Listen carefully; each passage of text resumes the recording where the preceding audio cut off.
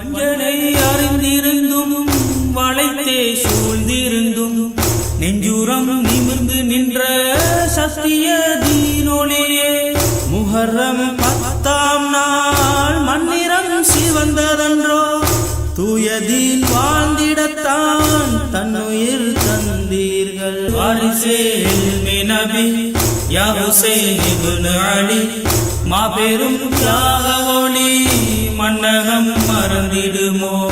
எங்களது அருமை தலைவர்கள் இங்கே மலையாளத்தில் உரையாற்றிய உரைகளை உங்கள் முன்னால் சமர்ப்பிக்கிறோம்.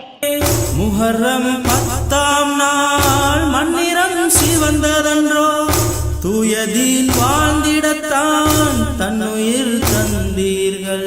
മഹാനായ സയ്യിദ് റളിയല്ലാഹു തആല അൻഹു തങ്ങൾ ഇജ്തിഹാദിൽ വന്ന അബദ്ധമാണെങ്കിലും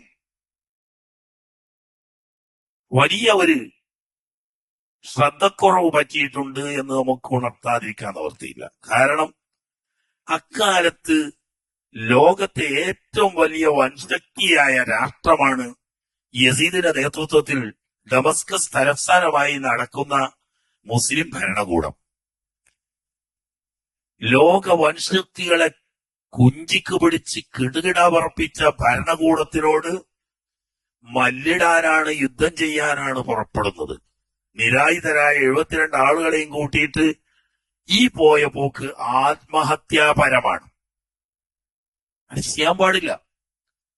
ശത്രുവിനോട് പൊരുതുമ്പോൾ ശത്രുവിന്റെ വലുപ്പം മനസ്സിലാക്കണം, ശത്രുവിന്റെ സ്വാധീനം മനസ്സിലാക്കണം. SSF பற்றி இல்லாத பொல்லாத செய்திகளை பரப்பி குளிர்காயலாம் என்று நினைப்பவர்களே கேட்டுக்கொள்ளுங்கள்.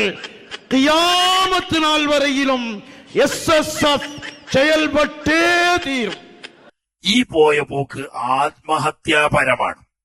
ഈ പോയ പോക്ക് ആത്മഹത്യാപരമാണ്. SSF நமக்கு சரியான வழியை காட்டிக் கொண்டிருக்கிறது. அற்புதமான பாதையில் மக்களை கொண்டு வந்து சேர்ப்பதற்காக SSF ஆங்காங்கு இணையுங்கள்.